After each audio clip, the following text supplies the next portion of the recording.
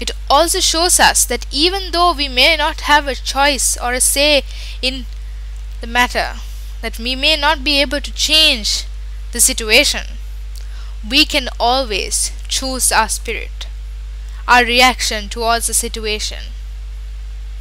And this alone can make an enormous difference.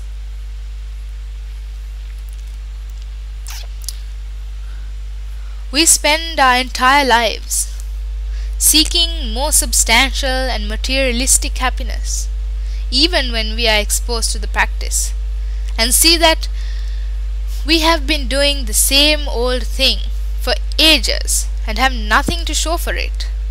This unyielding search for fame, wealth, power, intelligence, good looks leaves us disgruntled and miserable at the end of the day.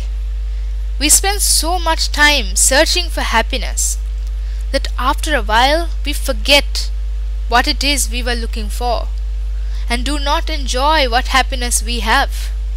We lose out on one of the happiness we have available to us here and now: contentment.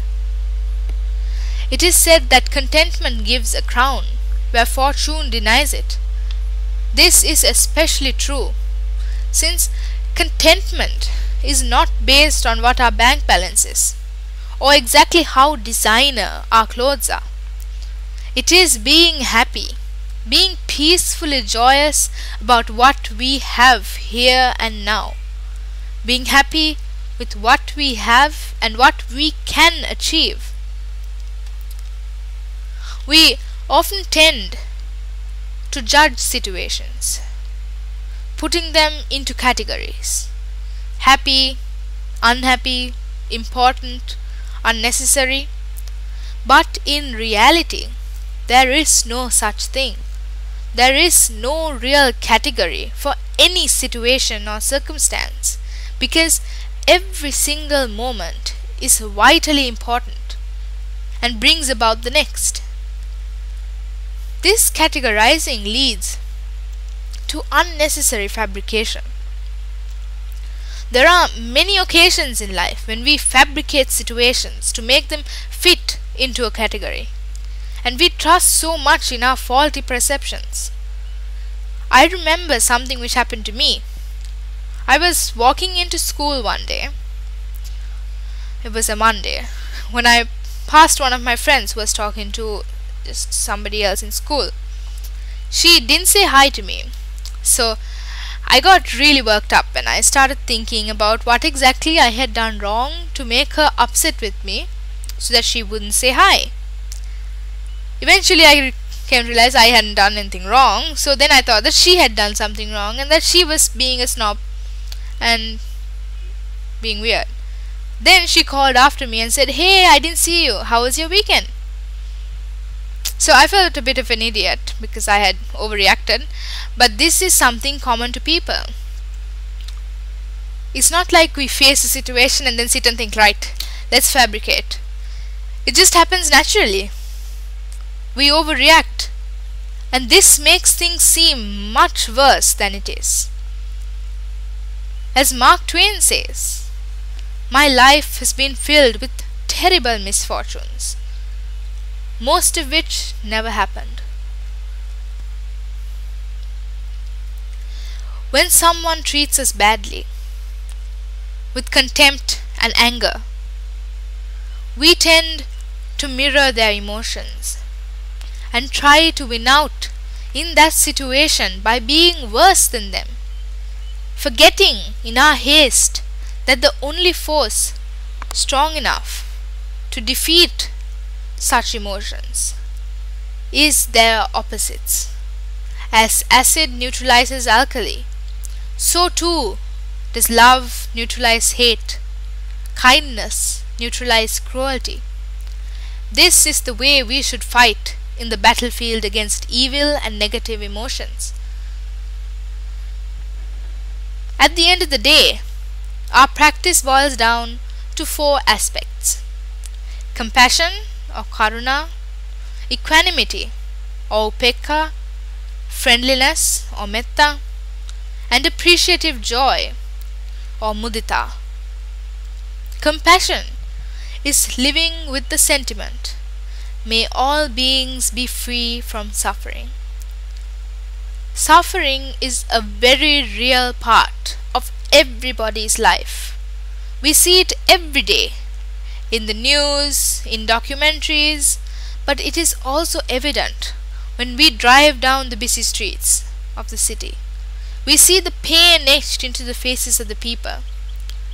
It doesn't matter whether they're dark or fair, black or white, rich or poor, smart or not so smart, they are all human. And their hearts burn with the same emotions we feel. Is the grief of a mother who drives in a limo any different from the grief of a beggar mother who has lost her son? There is no difference. Suffering is etched into the very foundations of our society, and despite how often we face the same stuff, every time it comes around is entirely new. You feel the pain all over again. Suffering is not something you get used to. The social limitations of race, religion, class, and sex all arise from the minds of those struck with fear. Fear to be brave in opening up and accepting others who differ from oneself, to avoid one's ideas being questioned. There is no true difference between humans, whether they drive in a limo or walk barefoot through the parched streets. They all suffer in the same ways.